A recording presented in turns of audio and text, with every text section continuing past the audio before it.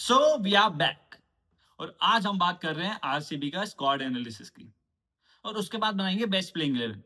पर एक सेकंड, बात अगर आरसीबी की हो और विराट कोहली का कोई जिक्र ही ना हो, ये तो वही बात हो गई। हम बात कर रहे हैं सूरज की और रोशनी का कोई जिक्र ही ना हो। भैया विराट कोहली वापस आ गए हैं, विजय हजारे खेल रहे हैं और इंडिया का टीम सिलेक्शन भी होने वाला है।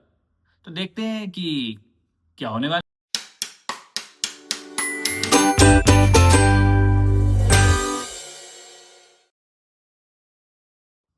तो सबसे पहले बात कर लेते हैं विराट कोहली की, द डोमिनेटर, द किंग। अगर विराट कोहली खेल रहे हो और डोमिनेट ना करें, ऐसा हो सकता है क्या? बीसीसीआई ने कहा कि जाओ विजय हजारे के मैच खेलो, 2 मैच खेलना कंपलसरी है, तो विराट कोहली उतरे 24 और 26 तारीख को। पहले ही मैच में 131 रन बनाए आंध्र प्रदेश के अगेंस्ट और सेकंड मैच में 77 रन। दोनों ही मैच में स्ट्राइक रेट बहुत अच्छा रहा, हाई स्ट्राइक रेट के साथ बहुत फ्रीली खेले, उनका माइंडसेट बहुत अच्छा लग रहा था। और वो जो हंगर, जिस हंगर की बात कर रहे थे, जो विराट कोहली में कम हो गई है, शायद वर्ल्ड कप खेलेंगे 2027 वाला या नहीं, बट वो हंगर वो दिखा रहे हैं और 2027 वर्ल्ड कप के लिए एकदम क्लियरली एम करते हुए आगे बढ़ रहे हैं। तो विराट कोहली की ओवरऑल परफॉर्मेंस अच्छी रही विजय हजारे में और फास्टेस्ट प्लेयर बने लिस्ट करियर में जिन्होंने 16,000 रन पूरे करे। सचिन तेंदुलकर ने करा था 391 इनिंग्स में, बट विराट कोहली ने 330 इनिंग्स में ही पूरा कर दिया। तो ये थी विराट कोहली की कहानी। विराट कोहली की बात है तो आरसीबी पे भी पहुंच जाते हैं। तो सबसे पहले अब डिस्कस कर लेते हैं आरसीबी का आईपीएल ऑक्शन 2026 वो कैसा रहा। तो ये आरसीबी का स्क्वाड है जो इस बार आईपीएल 2026 में हमें दिखेगा। सबसे पहले बात कर लेते हैं उन खिलाड़ी की जिस पर इन्वेस्ट करा है आरसीबी ने इस साल। सबसे पहले वेंकटेश अय्यर 7 करोड़ में, Jordan, Mangesh Yadav, Jacob Duffy, सात्विक देसवाल, विहान मल्होत्रा, विकी ओसवाल और कनिष्क चौहान। ये कुछ खिलाड़ी हैं जो इस बार जिस पे आरसीबी ने भरोसा दिखाया है। बट इस बार जब आरसीबी आईपीएल ऑक्शन में आई थी तो उनकी स्ट्रेटेजी क्लियर थी कि हम क्यों ना अपना कोर वापस से रिटेन करें। वो मेन खिलाड़ी जिन्होंने उनको आईपीएल जिता के दिया लास्ट ईयर पहली बार, उन्हीं को कोर को मेंटेन करते हैं, उन्हीं को रिटेन करते हैं और उन्हीं से वापस से आईपीएल जीतते हैं। और इन्होंने इस बार जो ऑक्शन में आए हैं, उन्होंने अपने जो एग्जिस्टिंग प्लेयर्स हैं उनका बैकअप फाइंड करने की कोशिश करी है। शायद वो उतने, आई से कि मतलब अच्छे हैं, बट उतने इम्पैक्टफुल ना दिखते हो ऑन फील्ड। वेंकटेश अय्यर यहाँ पे बड़ा नाम है और बाकी थोड़े इनएक्सपीरियंस और नए खिलाड़ी हैं जिन्होंने आईपीएल इतना खेला भी नहीं है और डोमेस्टिक में अच्छा कर रहे हैं, बट दे कैन इम्प्रूव। तो सबसे पहले बात कर लेते हैं वेंकटेश अय्यर की। जो बैकअप है शायद देवदत्त पाडिक्कल का, मयंक अग्रवाल को भी जाने दिया, तो शायद वो मिडिल ऑर्डर या फिर टॉप ऑर्डर में कोई खेल सकता है जो उनको एक्सप्लोसिव बैटिंग करके दे दे और थोड़ी सी बॉलिंग करके दे दे।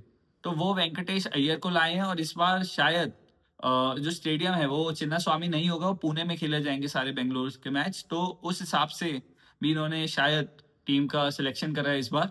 तो मेन जो उनका यही था, एम तो यही था कि अपना कोर मेंटेन करे और बैकअप से ध्यान दे। तो वेंकटेश अय्यर आए, जॉर्डन आए, मंगेश आए, ये सब बैकअप्स हैं अपने एग्जिस्टिंग खिलाड़ियों के। बट जो 3 मेन यहाँ पे प्रॉब्लम्स थी अभी अभी भी वापस वो बनी हुई हैं जो आरसीबी की लास्ट ईयर भी थी। सबसे पहले स्पिनिंग डिपार्टमेंट, कुणाल पांड्या पे ओवर डिपेंडेंसी है।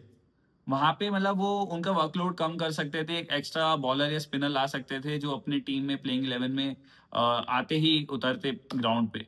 तो राहुल चहर जैसे ऑप्शन थे और भी अच्छे स्पिनिंग डिपार्टमेंट में डोमेस्टिक सर्किट के प्लेयर थे जिन पे आरसीबी पैसा लगा सकती थी, बट उन्होंने वो नहीं करा है। तो स्पिनिंग डिपार्टमेंट में अभी भी ओवर डिपेंडेंसी है। सेकंड है मिडिल ऑर्डर, क्योंकि लास्ट ईयर तो उन्होंने ऊपर से फिल सॉल्ट, विराट कोहली अच्छी अपनी मतलब टोन सेट करके देते थे, बट लास्ट तक आते आते मिडिल ऑर्डर में लिविंगस्टन हो गया, रोमारियो शेफर्ड हो गए, इन पे ओवर डिपेंडेंसी थी। बट उतने अच्छे रिटर्न्स नहीं आए थे। रोमारियो शेफर्ड का एक सीएसके के अगेंस्ट अच्छा मैच आया था, पर उसके अलावा कोई ऐसा सच इनिंग नहीं है जो उन्होंने अच्छी खेली हो। बट उन्होंने उनको इस बार रिटेन करा है और बिलीव दिखाया कि या we still trust you, you can do it. और उस हिसाब से अभी भी मिडिल ऑर्डर इनका कहीं ना कहीं सेम ही दिखेगा इस साल भी, जो लास्ट ईयर था। जो उन्होंने इस बार इंप्रूव कर सकते थे बट वो नहीं करा।